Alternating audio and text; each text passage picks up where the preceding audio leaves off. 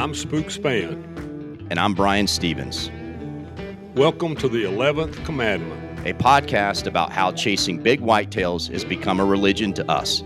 The plan is to get into the head of one of the most successful whitetail hunters on the planet and to share over 40 plus years of hunting experience with you. Big bucks, life, and America. Here we go. Spook, how you doing today, buddy? Doing great. Doing good. Awesome. Happy to be here. Absolutely. Hey, look, we got a lot to cover today, and I want to talk about something that I know we're both passionate about, and that was telling a story about our hunts, our journeys through TV and the camera. And look, you spent 20 plus years filming and then had the opportunity to, produce, incredibly successful TV show and series, Spook Nation TV. Well, I appreciate it. Yeah, there's a lot to talk about. I kind of would like to, before we get into that, talking about Spook Nation, I'd love to just, hear a recap of your journey and actually how we met. Because It was not far from being along the same time that I was actually, not long after I got started. So, and I actually, we talked a little bit about it the other day. So, tell us about that, and then we'll go into Spook Nation stuff. All right. Okay. So from, my standpoint, it all started in Florida. We grew up on a cattle ranch, and my dad was an old school Florida cowman, and it was such a great way to grow up, working cows, riding horses. And, we started hunting at an early age. And I think of, my brothers, I got the bug. Mark got to hunting people later in life, but I got to hunting animals. And just, fell in love with it. And, it was, again, a great way to grow up. And then my dad had the opportunity to be the president of the Florida Cattlemen's Association. We moved to Kissimmee, Florida. Cool. And that was the headquarters at the time. I don't think I remember that. Yeah. Yep. And, that was the time I met Billy. That was life changed then when I met Mr. Billy Lawson. Yeah. Yep. He's a character. I love him. He is a character and just a good human. And, I had the chance to grow up with some great families, the Partons and Brunsons and, just good Florida families. And I know Trip and a number of them. Yeah, it was quite the coincidence when we got together and then realized we both knew Trip. So, absolutely. Cool. Ronnie, my oldest brother, went to school with Trip. And, Stephen and Carlton Parton and just great people. And, and then at a age of 12, I actually had a really bad ATV accident. And when I was on our property feeding cows and it actually almost crippled me and killed me. And it changed my life. And I tell you, on another topic, we'll talk about the man upstairs. And I can tell you for sure, he got me home that day because I should have bled out in the cow pasture and nobody would have found me for, hours and hours. And wow. But, that changed things. And then, growing up and then after college,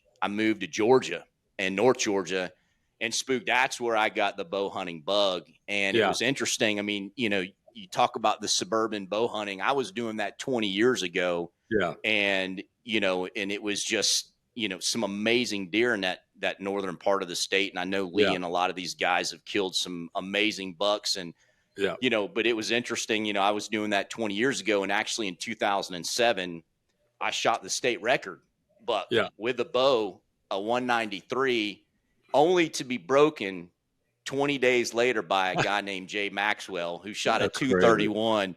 Oh, and my God. In 1 year, Spook, 2 record book bucks. And I had the opportunity to spend some time with Jay and we became friends. And he is an absolutely amazing hunter and good human being, but just a heck of a hunter. And he shot a lot of deer cool. Over the years since then. But, that was really the start of something for me to kind of follow a journey. And I finished my MBA and then Billy and I started stickumarchery.com. Right. And that's where, our paths crossed. And I don't know if you remember, but it was in Louisville, I think it was, at a QDMA convention. Yep. And Al was there and we met, and that's kind of where everything started. And we had our website up and all of that. And so, from there, as we became business partners and just a great friendship started and really helped each other And then you were a big part of us starting our own first TV show, Ultimate Bow Hunting Adventures, and spent a few years doing that. And that Billy and I were running camera, traveling, editing, doing the show, Yeah. doing it all ourselves. Yeah. But it was a great learning experience. And, Yeah. the thing that we did a lot of kind of chasing everything. I mean, we loved to Yeah. whitetail hunt. We grew up Yeah. doing that, but we were bow fishing, gator hunting, Right. turkey hunting, and doing just a lot of variety of things, Doing and then had Southern the stuff. Yeah. opportunity. Yeah. Yeah, well, and it was just the way we grew up in Florida.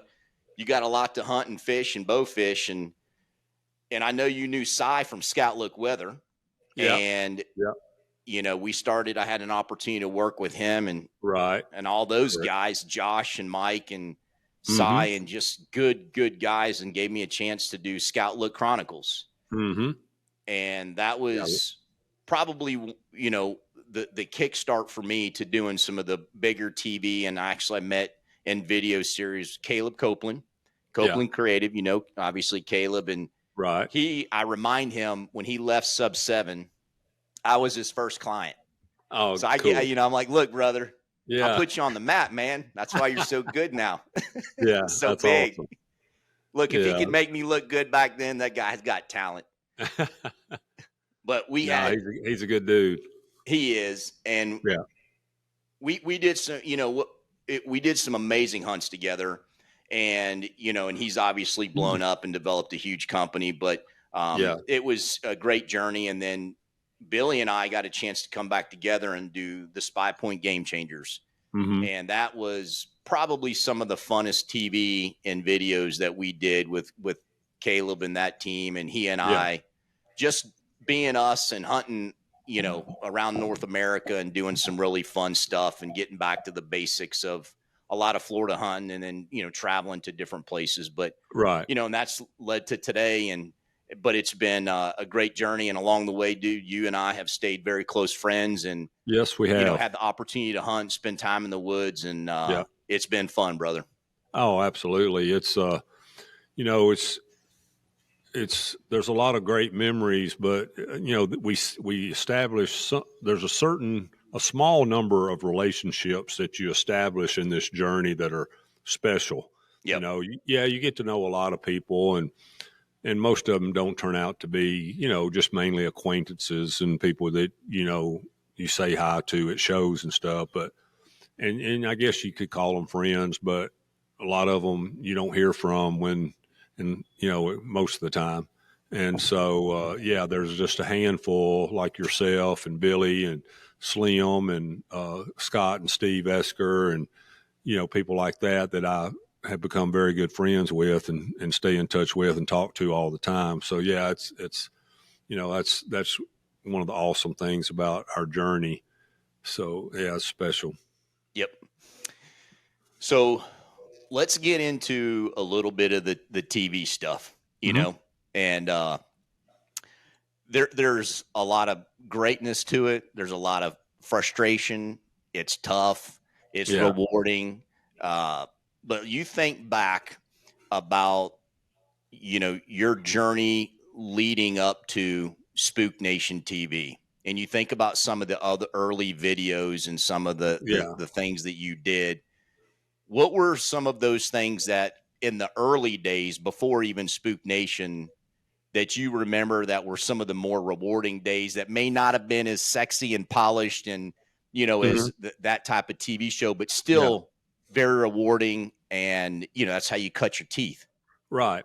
Well, there was this time, watching Night and Hale and different people on TV, even Bill Dance, watching the fishing shows and things like. I just thought, man, it'd be cool because, Dad and I we were doing pretty good. We did well bass fishing. We did good hunting.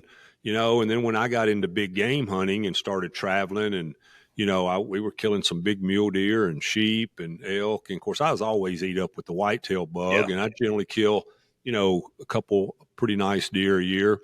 And, there was a time there, I don't remember the exact, I want to say it was in the late 90s. had a mutual friend that hooked me up with Walter Parrott and Chuck Jones, and we started a TV show called Right Place, Right Time, which I love that name. Yeah. And I learned a lot, Walter, of course, being a world champion turkey caller, and Chuck was a great turkey hunter himself. They were good hunters, but they were outstanding turkey hunters, Mm-hmm. and we had a lot of fun. But they also knew a lot about TV.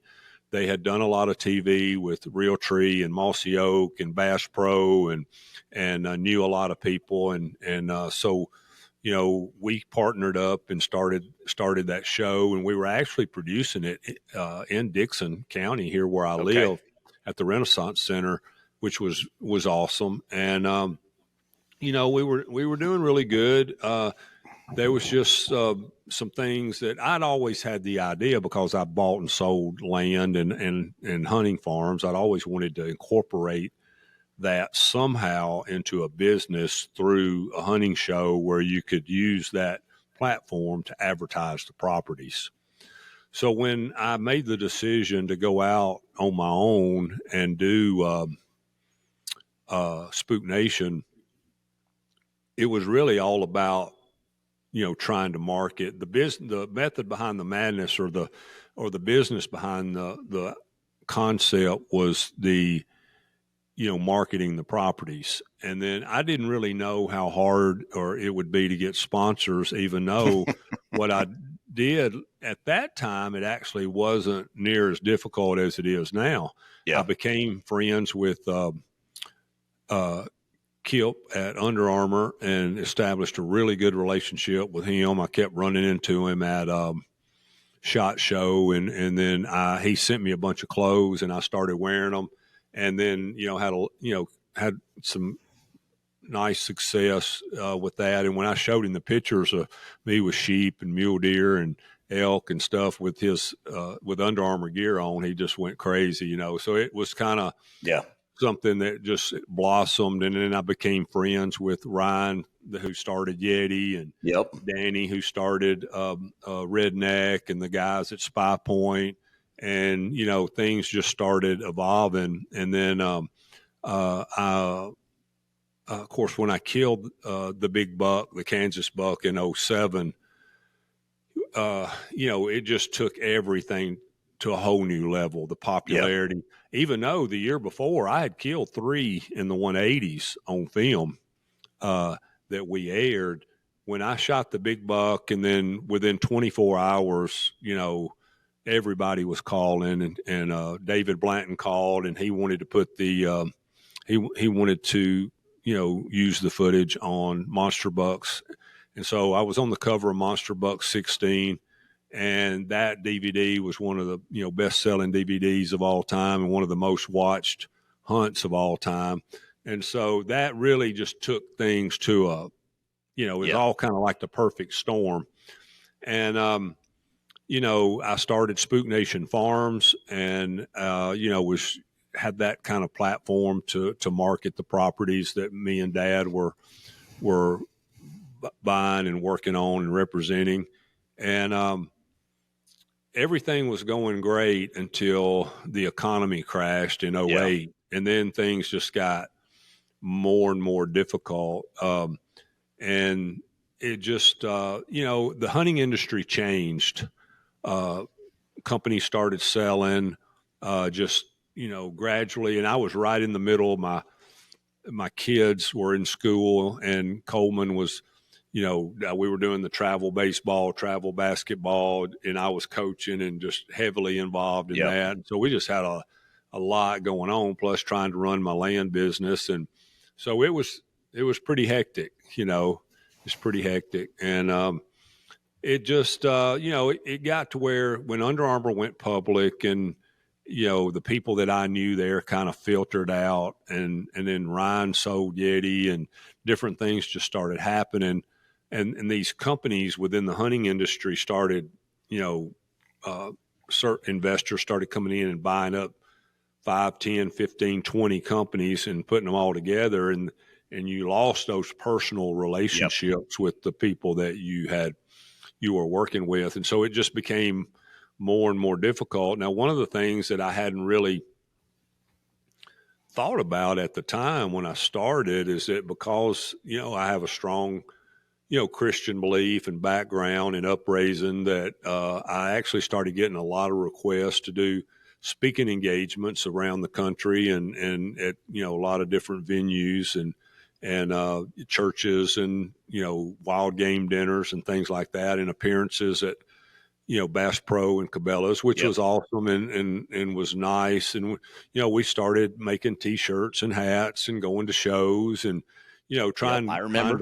trying to grow, and things were going, we're going pretty good. It's just, I felt like the hunting and, here's my mentality has always been, if it's hunting season, I'm hunting and my mentality being, always trying to kill the biggest buck or the biggest this or the biggest that. I was so engulfed in that aspect of the hunting that I didn't do as good a job focusing on the business side and entertaining sponsors and things like that. I was trying to create killer content and working my rear end off doing that. Whereas, it seemed like there was people who were less successful in the field, but yet more successful in their show because I know exactly you're talking about. I know you're right.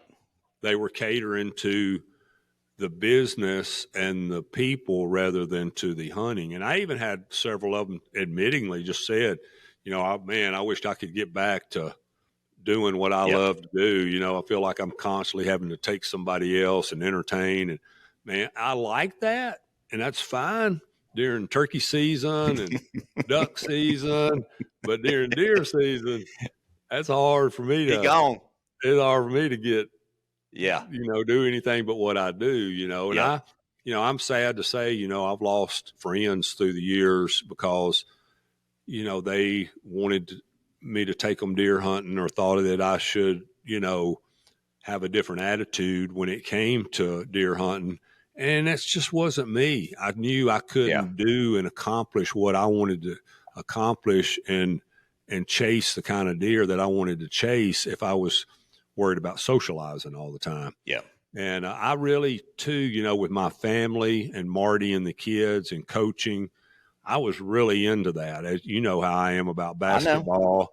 And, Coleman was at that age and he was actually really good and it excited me. I was getting more excitement and gratification out of that than I was anything that I was doing myself. And so it just, it made it hard. And then with the economy, and all the things that happened for that 8-year period there from 2018 to 2016, it started making it, as much as I love to hunt, it started making it where it wasn't as much fun anymore. Yeah. Which is sad. It is sad. Yeah, it really is. But I learned a lot. I loved the challenge because, it's one thing to figure out how to set up on a deer when you're by yourself. When you're trying to set up a cameraman and a camera set up and a stand set up that works for that, now you're trying to cover two people's scent, keep from seeing two people and trying to, take care of the equipment. I mean, it's hard to set outside in a tree when it's sleeting and snowing and raining and different things like that. So you're just constantly trying to do that. And so there was a lot of challenges, but then when it all came together and you could sit there and watch it over and over, oh my gosh, it was just priceless, And no, absolutely. Well, that's, you hit on, like, there's, as I experienced it and a lot through you helping us go down that path, is you've got the business side of it and then you've got the hunting side of it. And, and it is hard to mesh the two over time based on changing sponsors, business dynamics, economy, having success in the woods and having animals to hunt and then being able to film it and do all that. And that, Yeah. we experienced some of the same things and not at Yeah. the level that you did. But I mean, every year I was having to hustle, and you introduced me to a lot of the same people, and we had the opportunity to build relationships. But Yeah. when you're having to do that grind year over year, and we didn't, at the early ages, we didn't have somebody who was filming and producing for us. I was doing everything, and the Right. contracts and the sponsors, Yeah. and then, but like you said, and then as it evolves, bringing Caleb on, and those made a big difference. But Yeah. I don't think I could tell you, I didn't appreciate sitting on a Saturday, because I was just like you. In my 30s, I was Saturday morning watching Bill Jordan and Hank Parker and Tom Miranda on Saturday mornings, and Bill Dance fishing on TNT. And, that was my dream, was to do all that, and, but you're sitting there watching, and you don't appreciate kind of the back end of some of those things that do require both. And I know you were a dad, family man, and then all you wanted to do was kill big deer. Yeah. But yet you did have that business side of it that unfortunately is a big part of sustaining it over time. Yeah. And I mean, we did good. I mean, considering there were so many things. You guys did amazing. We had a good run, and I loved it. And I mean, I'm still not, I still want to get, do, as we're doing with starting with the podcast and get into the YouTube stuff. Another thing that happened to me is technology. I've never claimed to be a techie person. I always have made jokes in the past. The only reason I even owned a computer is so that I could read my SD cards, and it was just, I was always relying on somebody else to take care of that kind of stuff. And, between my secretary and my cameraman and my wife and family, and then, I was always just focused on getting content, which was basically, what I loved was just the hunting side of it. And then, as the technology changed and, you start getting social media and YouTube and all these different things, I was just kind of started to be in the dark somewhat about the evolution of showing footage and the best way to just get it out there to teach people, entertain people, and, hopefully make a little bit of money at it while you're doing it. And so, it was great. I loved it. I still love it. Then one of the things that happened, my dad got cancer, and he just kind of like steadily started going downhill, and started, having to help him. Not, I don't want it to sound like it was a burden. I mean, getting to help him. You were very close to your dad, brother. Yeah. I mean, I know we grew up working together and hunting very together, close to and him. fishing. Yeah. And so just a lot of the good times we have. And when I look around this room, and a lot of the things that I hunted, he was there, and it was nobody was more proud of me and to see me come in, with something than Dad, Yeah. And I'll never forget, it was one of the coolest things. We were in Wyoming one year, and we were bow hunting early season up in the Black Hills. It's not known for having really big bucks. They had some pretty good deer. They're hard to bow hunt because it's big open expanses. Well, one day we're just riding around scouting, and we see this big buck and some other deer cross the dam of this pond headed to an alfalfa field. And we watched these deer probably walk 1.5 miles from where they were bedded to the alfalfa. And there was one sycamore tree on the dam of that pond that could get in, and it was going to be hard. I didn't have we flew out there, so I didn't have any stands. Yeah. So I told Dad, he said, "What are you going to do?" I said, "Tomorrow I'm going to bear hug that tree, and I'm going to climb up and sit on a limb, and I'm going to kill that buck." He's like, "Oh yeah, that sounds like too much, And so we found him a spot and got him set up. And the next evening I bear hugged the tree. I hung the bow over my shoulder, climbed up, sat on a limb about 15 foot, and that buck walked straight up under me, and I shot him, probably a Love it. 160 buck, which was a great buck. But Heck yeah. yeah, he ran 15 yards, fell over dead. This was an hour and a half before dark. I got him field dressed, loaded him up in the truck, had everything ready, went and just sat on Dad to come out. He come out on the road up above me a little bit, and I pulled up there, and it was dark, and he got in, and he looked at me, and he turned around and looked in the back of the truck, and he kind of hesitated, and he's like, "Son, you're just good." And it was one of the proudest. Yes. He just couldn't believe it. Yep. He just like, and I remember, I could sit here and tell stories like that, just that he was just so proud, And I mean, the first time we ever went to Saskatchewan, we were hunting with this trapper, and we were having a hard time. It was full moon. It was warmer part of the time than you wanted it to be. It was late muzzleloader. It was like last week, October was a muzzleloader season. And we got down to the last day, and he told the head guy, he said, "Spook will kill the biggest buck." He said, I just know he will. He always does. He said, and the guy's like, "Well, kind of getting late." He said, "I'm telling you, he'll shoot a buck this evening. You just well get ready. You find somebody to help, because I promise you," sure enough, I mean, I had looked down at the steps, the lock-in. I was sitting in a raggedy, loggy bayou. I felt fear for my life, I've been there before. Oh my gosh, those things were death traps.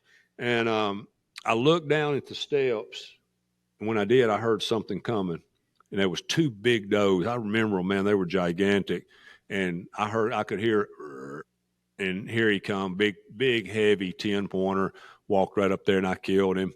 And when I met the guy that I was hunting with at the road, and he said, "Well, man, it was a tough hunt." And I said, "Yeah, it was." He said, he see the blood on my hand. He said, "You get one?" I said, "Yeah, I killed a big 10-pointer." He's like, "Oh man," he was just, he said, "Your dad said, yep, he's been saying the whole time y'all were here, you'd kill one, you'd kill the biggest buck in camp." And, it was just, and then sure enough, we went and picked up Dad, and Dad said, I told you,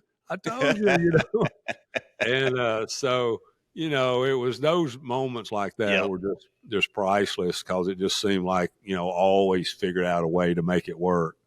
And, we just kept always strategizing and thinking. And then when you, like I said, when you add the TV part of that together. But anyways, back to when, Dad got cancer, things just were different. And then the next thing you know, COVID hits. Yeah. And so, I just, felt like it was time to just make a change, or put some things on hold for a while. There were some things that were more important. There was just, some financial challenges that had come into play just because of his situation. And my dad, he passed away, was the first COVID funeral here in our county. We didn't even really know what to do. Yeah, it was so we're dealing with COVID and the funeral, and so wasn't long after that. We just, we finally get through the COVID years, and all the time I'm just trying to think about still doing a few shows, still doing some appearances at NWTF, and still staying, relevant, going to ATA and stuff like that. And then I decided, me and Marty decided we'd sell our house and build a new house. And then we just finished it this past year and moved in. So I feel like this is all perfect timing for us to start the podcast and YouTube and this stuff, because, I've kind of gotten a lot of that stuff behind me. We've learned a lot. And you and I have been talking about this forever, We have. And so I'm excited. I want to thank, those guys I did the podcast with, the Hunter podcast, it was great. And, it's kind of what got Caleb to thinking and got us kind of fired back up, because had a really good response out of it. But, I'm excited to be doing something again. And Absolutely. Well, look, I know we're going to be revealing on upcoming episodes. You've still been killing some deer. They might not all been on camera, and there might be a few bucks that people don't know about yet. yeah. So my boy has still been killing some giants, and we're Well, going to. yeah. And, granted, there is some relief, or I don't even know, less pressure, less stress It's pressure, brother. when you can just go hunting and you can really get back into the heart and soul of just getting in the nitty gritty, down and dirty after a Yep. buck. That because what happens through the course of that 15 or 20-year time span when you're filming is you tend to sometimes get laxed on certain details or get a little lazy on something, or but when you don't have to worry about all that anymore, and you can just really even zone in harder, take all the things, because obviously you've learned a lot more during that period of Yep. time about everything, including hunting. And then you get after a big one, it's just and really get to sit there and soak it in and not worry about whether the cameraman's on him or not, and did I get enough footage, and was it light Yep. enough, and all these different things, and so yeah, it's been I've been very fortunate the last several years. Been good, been really good. No, I know they have, and there's more to come on that. And I think, look, you said something that I experienced as well, hmm and you know, I hunted for probably a 10+ year period with the camera on every single hunt and hmm everything that we did. And look, it was rewarding because in one sense, hmm I was doing something that I dreamed about and never hmm thought could happen. And, and it happened. And so for that, internally grateful, but you got sponsors, you got people you're relying on, you're away from your family. My kids hmm were all in sports too. I coached, hmm and you do feel a sense of pressure. And Yeah. I think at the end towards me when we started to take a break is before the Spy Point Game Changers, because that re-energized us, but Right. it was just the pressure of everything you just said and Yeah. getting the kill, the hunt, and still trying to enjoy it. And there were times when it just became a grind, and that's Yeah. okay. But then the way we grew up was you hunted because you loved it. Yeah. You were Yeah. passionate about it. Exactly. Yeah. And, and so to me, I take a lot of those same things, and you learn and you're grateful and you're blessed you got to do that. But as this next evolution, as we get back into filming and doing things in this Yeah. next phase of our lives, I know for me, I'm not going to lose that sense of why I'm here in the first place. Right. And Yeah. if you kill something, great. And if you don't, you're enjoying the journey, and Yeah. be okay with that. And I think Yeah. at times I got caught up in always having to produce something Yeah. and feeling that pressure. And times it just the grind, it catches up Exactly. to you. For sure. For sure. Yeah. I had gotten to a point in my hunting career where I think I talked about this in another show about, when I got to a point where I could accept coming home empty handed and be okay with it because I was looking for something special, Yep. then it became so much easier. But then it turned around and made it hard again when you're doing TV and you're trying to, get a show. Of course, fortunately, a lot of times with the deer, we were able to show enough good footage of nice Yep. bucks that we didn't shoot. We could make a show out of it, because I got out of that where I thought we had to show a kill on every show. So sometimes I think some people get uh, overcome with the sense of that they got to have a kill every hunt, every show, and that's hard to do if you're doing it by yourself. Now, a lot of people, and I get it, the juries and different people go out and get a big team together, and they got a lot of guys filming, and they got 50 or 60 guys filming to make a season's worth of kill, a television season Yeah. worth of kills, and that's awesome. That's awesome. Yep. I'm there again. I was so engulfed in trying to kill giant deer, and I knew that at best I was probably going to kill somewhere between 2 and 5 a year, and that would be Yep. having an It's still exceptional amazing. season. That would be just Yep. like slaying it, you know. Yep. And even though I was mostly bow hunting, I was still knew I was going to have to hunt with other weapons at sometimes to get that done. And you know, then I was throwing in, you know, I killed some nice mule deer on film, and some of my sheep hunts on film, Yep. and elk and different things, which were good fillers and good experiences. But really, you know, everybody wanted to. The thing they wanted to see the most was your experiences and encounters with the big whitetails, and so Yeah.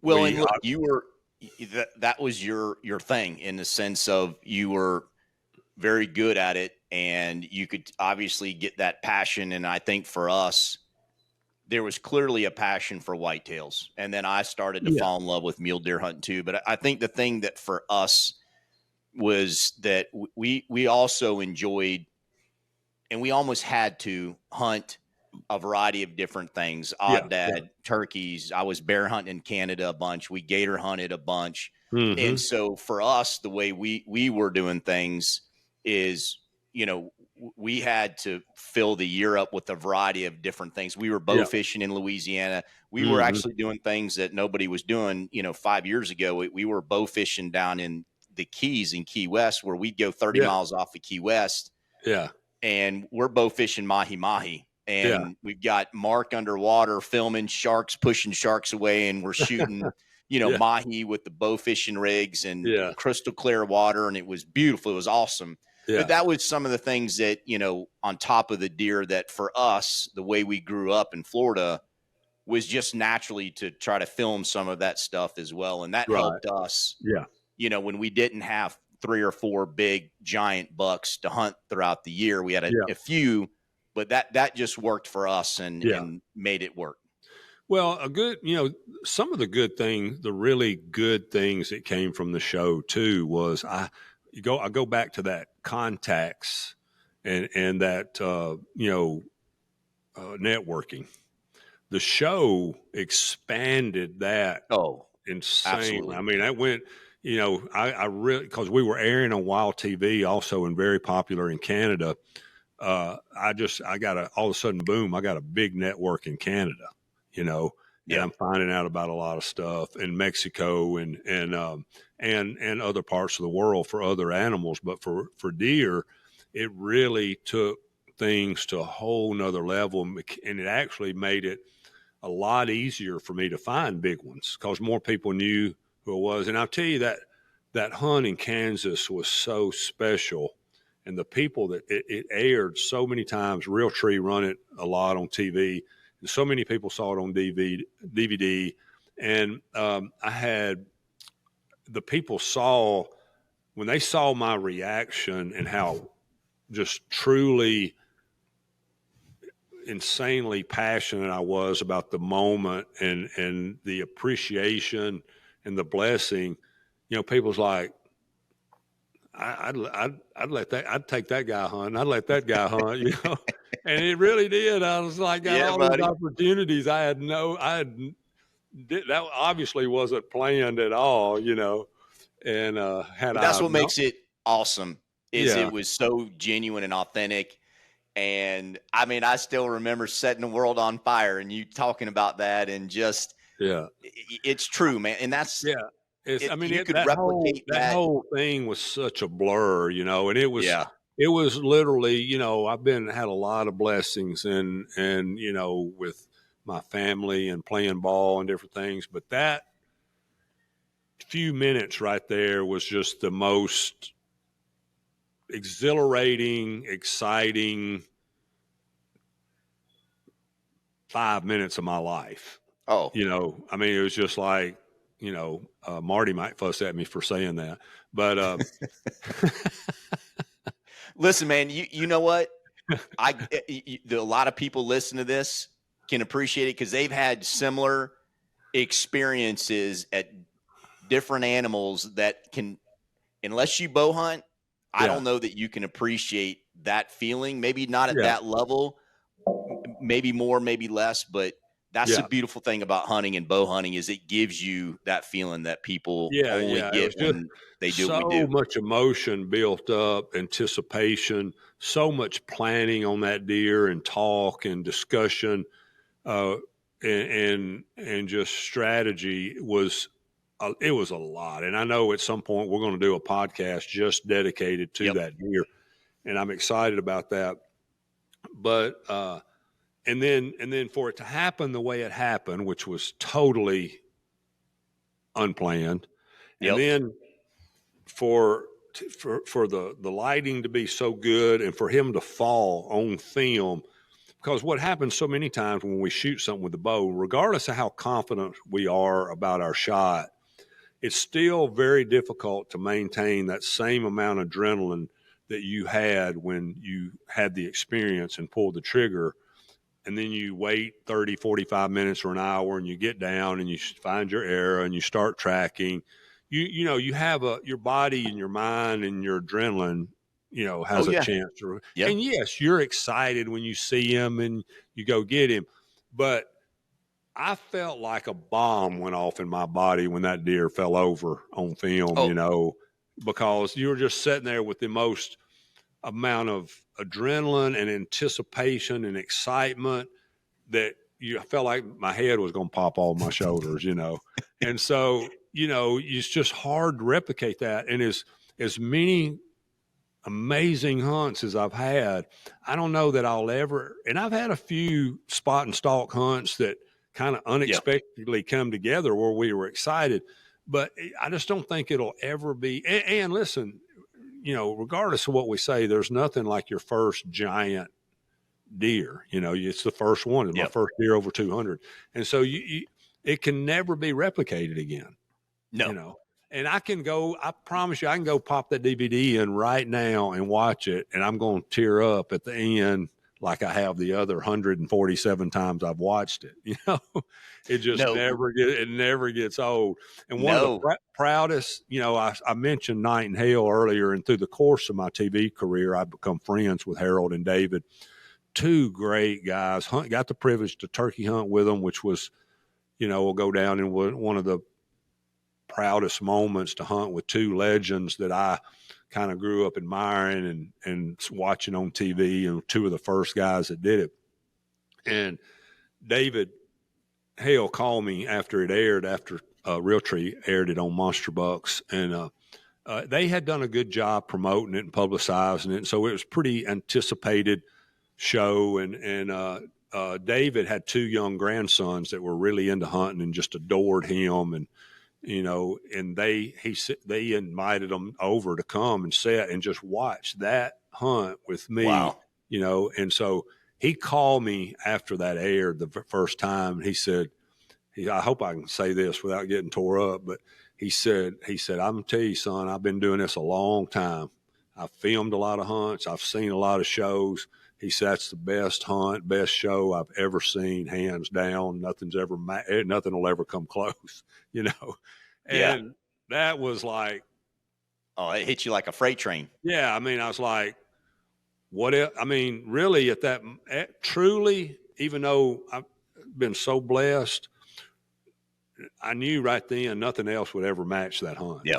No matter how hard I try, no matter how hard I chase it, that was the pinnacle. I'll never have that level of whatever it was, excitement, adrenaline, satisfaction, all the things. I'll never be able to match it again, And nor, you don't have to, I think, we're blessed with a few of those kind of really special moments. And, most bow hunters and hunters are hardworking, put in a lot of time, a lot of effort, and you just hope you get one or two of those. And it doesn't matter how big the animal is; it's just that animal that means that much to you. I can tell you, the first buck that we shot at Ben's, close to a 170 crab claw. Billy's filming me. Yeah, I watched this deer. This is the biggest deer that he and I have seen.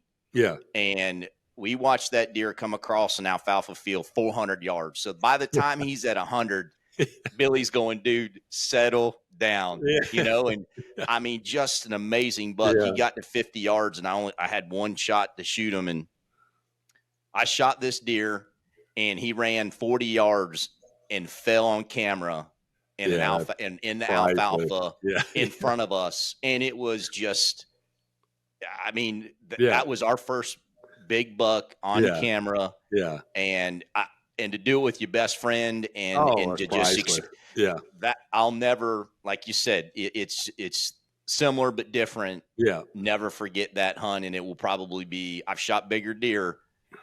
Caleb and I shot a big one that'll go up there, but that Mhm. will go down as one of my similar kind of Yeah. situation. Yeah. There's just certain ones. I mean, and they're all special. Every one's a blessing. And but that one will, people ask me all the time. They'll come in to the house and they'll walk around and look and they'll say, well, what's your most memorable hunt, or what's your favorite hunt? And it's always, the answer's the same. It's this guy right here. Yeah. And he's always going to be, I've killed a polar bear with a bow, brown bear, grand slams, a sheep, big game in Africa, everything. It's always going to be him. Yep. I've killed bigger deer than him. Oh, I know. But they'll never. And they were exciting. It was awesome. Loved it. I lived for it. But that I'll never be able to match just when you look back at that and think about how that all happened, and the fact that there was basically, I almost didn't even carry my bow that evening going to hang a stand. Well, look, when we get to that episode, but that you said something earlier. Mm-hmm. It's not only to kill him like you killed him by yourself, but to have somebody there with the camera filming it. Yeah. So you got two people trying to hunt this deer on the ground. Spot and so whether you're on the ground and in the tree, you said it earlier. That's one of the things that I loved, was that challenge of setting up on a deer with two people trying to beat their nose and get in a position to be able to get in on. And I loved that, was kill or miss, but feeling like that person that's watching was in my back pocket, experiencing that with me.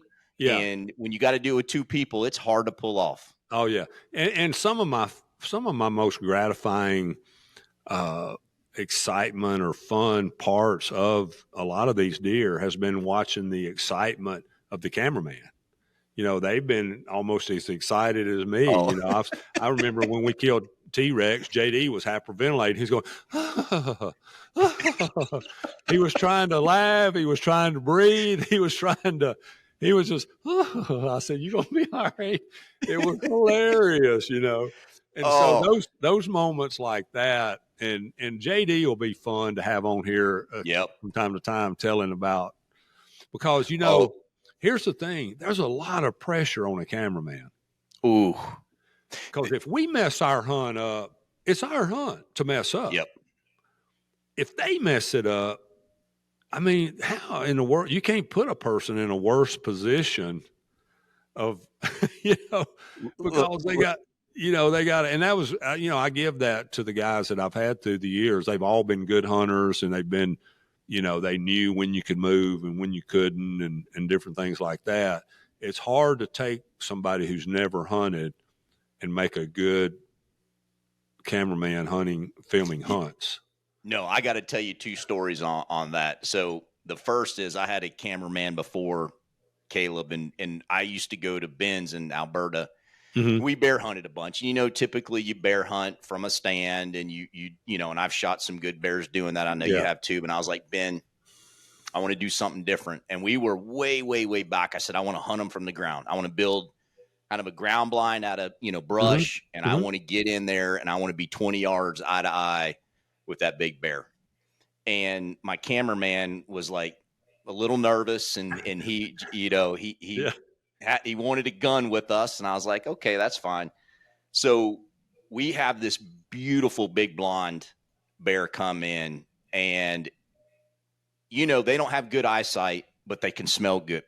Yeah. This bear's knows that we're here. It's got a swirling wind, and he gets within 10 steps, and he is looking at us, and he's kind of doing his head in that wobble, and Yeah. he's chomping at us. And Justin, I'm like, Justin, he is about to crap his pants. He can't grab the gun. I'm like, do not get the gun. Keep rolling, brother. We're going to be okay. And the bear kind of turns, and I draw, and, you know, he's facing me. So I'm like, you know, you want to get the good shot. I'm at full draw. The footage is awesome. I mean, he is right in our grill on the ground. And I'm like, just keep rolling, Justin. It's going to be okay, buddy. And as soon as he turned, he swayed. I smoked him. And just the same kind of emotion. Like he almost passed out. Just I got a couple, but he got it, and I was proud of him. Yeah, I got a couple of bear stories like that too, and it's just I had a kid that filmed me in Alaska one time. We was actually chasing a bear that we thought would be the new world record Pope and Young black bear. Okay. And there was a lot of bears in the area, as you would expect in Alaska. And this was black bears, you know. Yeah. And normally I wouldn't have gone to Alaska to hunt a black bear, but we were hunting a specific bear. Yeah. And so my buddy out there had a guy that could film for me.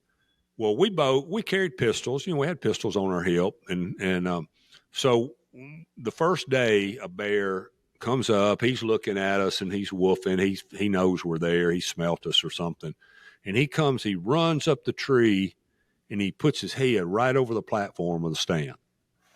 I mean, so he's right there at my foot. Yeah, he's in your business. Yeah, I pulled my pistol. I was like, okay, I don't know what he's going to do, you know? Yeah. So I'm saying, and he was, you know, it was probably a 6-foot black. He wasn't a small bear, you know, by no means. And I turn around and look, and I'm like, you got that on film? And I look back up at the guy, and he don't even have the camera up. He's got the pistol on him. I was like, dude, you're supposed to be filming. He didn't get any of it, you know? And I was like, I said, listen, let me worry about it. But see, he didn't know me that good, you know? And so it was a little bit different having somebody like that. And then there was the time when we were on the polar bear hunt, and we got the polar bears at 25 yards. He's up on a little iceberg, and he's starting to get mad. Yeah, I'm trying to get in position, and he's facing us. So I don't really have anything but a frontal shot, which I really don't want to take under the circumstances, you know. And it's cold. It's 30 below zero. The wind's blowing. It's snowing. It's everything that you can throw out there that's going to make it as difficult as possible. And all of a sudden, he starts woofing and coming down the iceberg towards us. And my cameraman's going, Spook, Spook. And I turn around and look, and he's turning to run. Well, we had been making jokes. I had been jokingly, people's like, oh, man, you're going to get it. I said, well, all I got to do is outrun my cameraman. I said, I won't have no problem doing that. You know, joking about making fun, you know. Well, it wasn't funny to him, you know. And so I reached and grabbed him by the collar and pulled him back. I said, dude, it's okay. It's okay. It's okay. You know, the guide is backing us up, you know, and it was an old Inuit elder from the village that was our guide.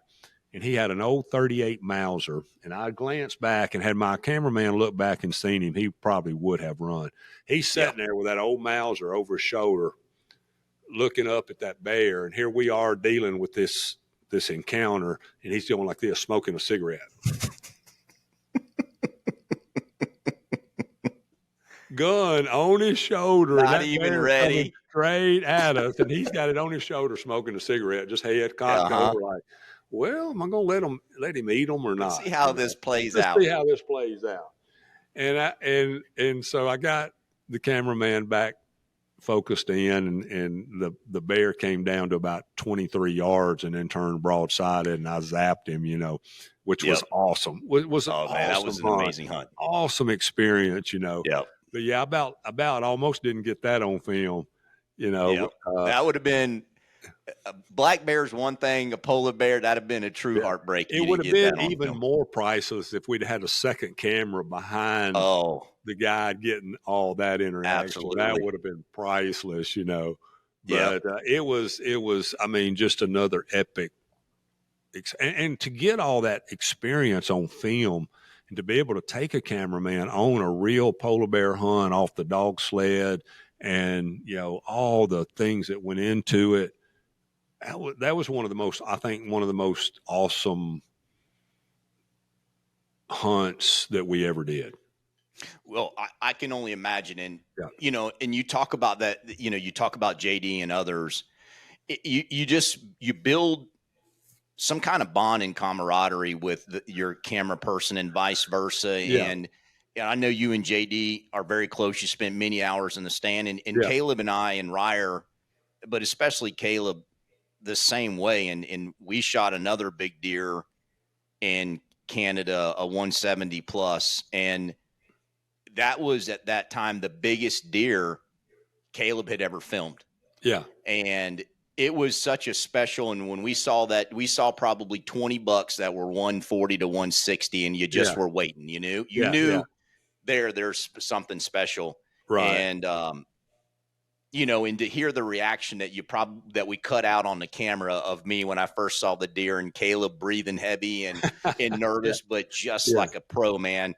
He just stuck in there. I knew he was nervous. And at the end, he was like, dude, I'm going to tell you, I was coming out of my boots and I was so nervous. Yeah. That's the biggest deer I've ever filmed. And he did an amazing job, and we pulled off a really cool hunt. And again, the deer's beautiful and amazing, but I've got that memory with somebody that I know he'll remember for the rest of his life. And I know I surely will too. Same here. It was awesome. And I've had, 3 different cameramen, 2 that, we had some, great experiences with it. The relationships didn't end as well as I would have liked.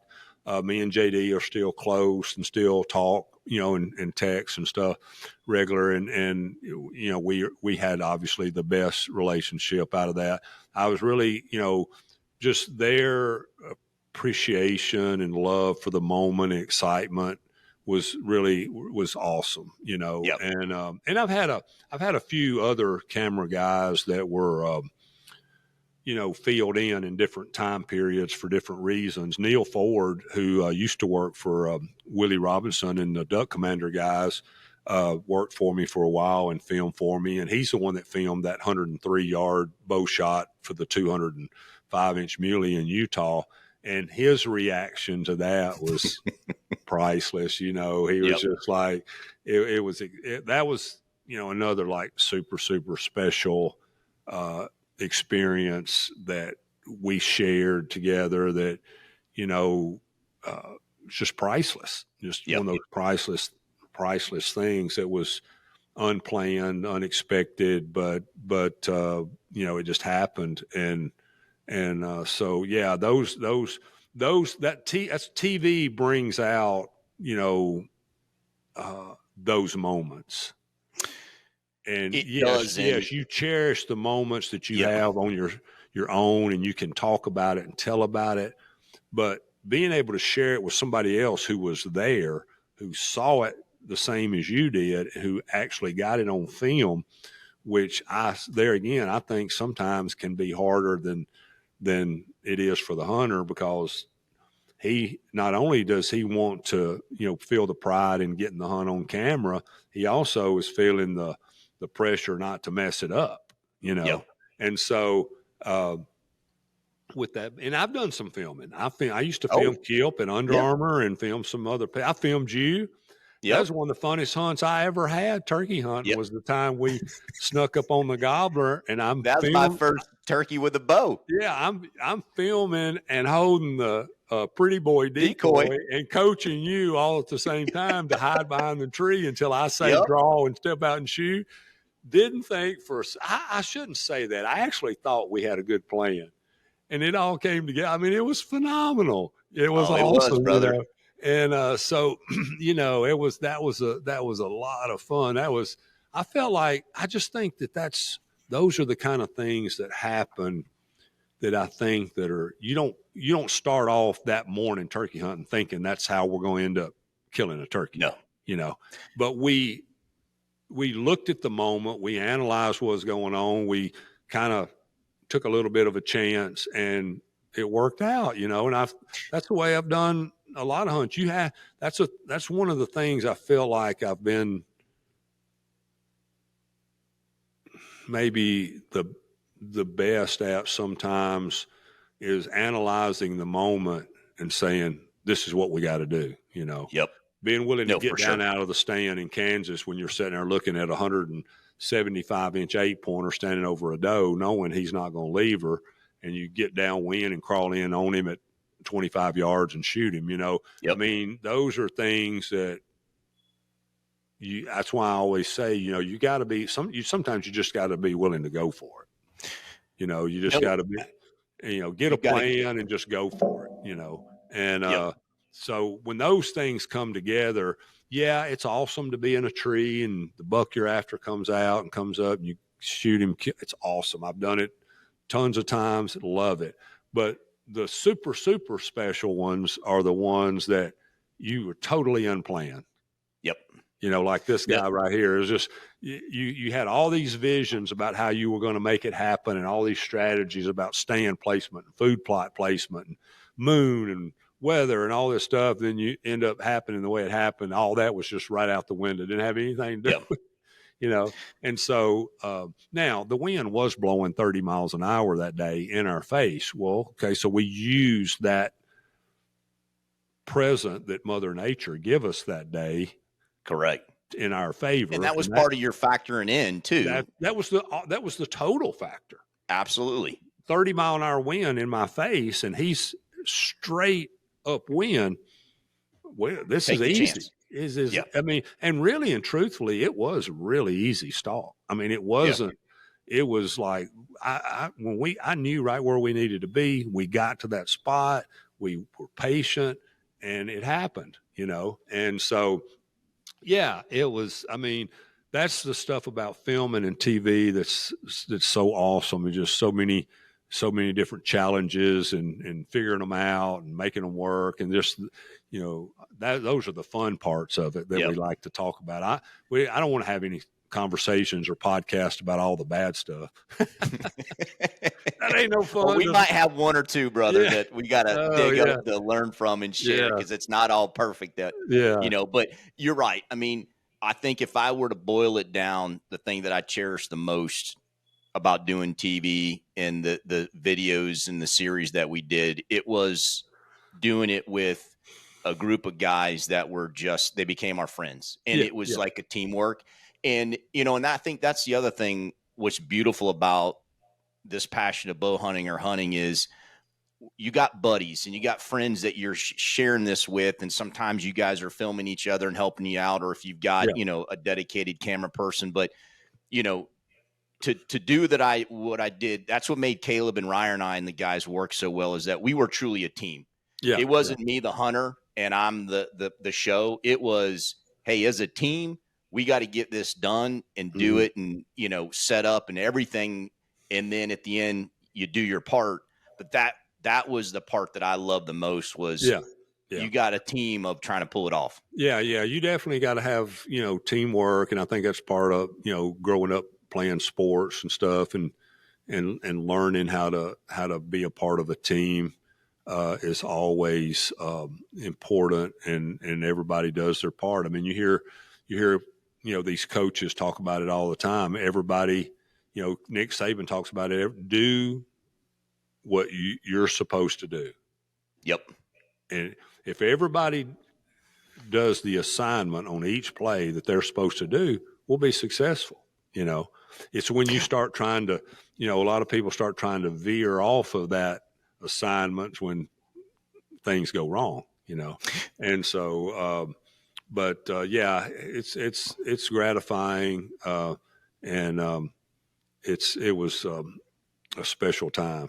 Yep. Well, we got more to come, buddy. So, what I want to let everybody know, and so thank you, Spook, for sharing, some of those stories, and we've got more to share. And the beautiful thing is that we're going to have an 11th Commandment YouTube page that is going to have Spook Nation TV shows, some of your old hunts, some of our old hunts, the podcast. And so we're going to be launching that here in the near future. And so we're going to let everybody get a chance to be able to dial back and see all that content that you had for all those years. And then, we're going to have some future hunts and things that we're going to be doing that you're doing and we'll do together. But that's going to be a really cool place that's going to house all that content for Yeah, people to go yeah. back and watch.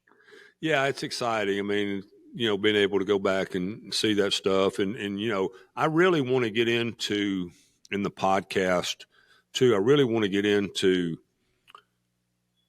showing pictures or part of the hunt or a particular deer. And then I really love Q&A sessions. I like Yep. to hear the questions from the guys. When I was doing speaking engagements, that was my favorite part. I'm a good talker, but I'm a horrible speaker. And so, I just want to get to the, Yep. you guys ask questions. Tell me what you want to know, what you want to hear about. And, we can talk about it for days, and Yep. so I love that part of it and any part of it. I mean, it could be anything. It could be about the hunting. It could be about a particular deer. It could be about something non-related to deer hunting. It could be about, what you eat, how you plan your days, how you deal with the family side of it. Do how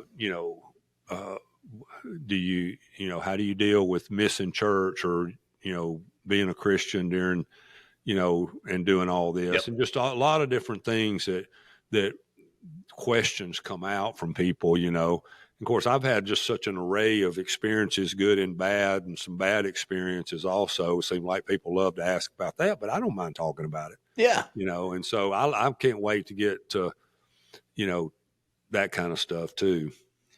No, and look, and on that note, in the comment section, everybody start leaving questions. We're going to have some shows dedicated just to that, but we'll start capturing some of these along the way. So if you do have a few for Spook, leave them in the comment section, and we'll get to those. And like you said, Spook, we're going to talk big bucks, but it's going to be about America. It's going to be about life, things that are important to you, I to got us. more to say about America. That's it. Especially now. Absolutely. There's some good things to say coming Yeah. up. And, but there's that whole side that you just talked about. It's the family side of it. Yeah. It's the health and fitness side that we both love. And, and anything related to that. And then, obviously we're going to get to a lot of hunting and big bucks, but thank you again today, buddy. Hey, thank and you. Enjoyed I it. appreciate all the stories, and I want to remind everybody to like, share, comment. And we want to thank again, our military, our first responders. God bless America and this beautiful country and all the beautiful things that are going to be coming up. And amen. And we're all excited about. Forward to. I'm excited. Absolutely. Good timing on everything. Let's go. Let's go. All right, baby. We'll talk to you. See ya.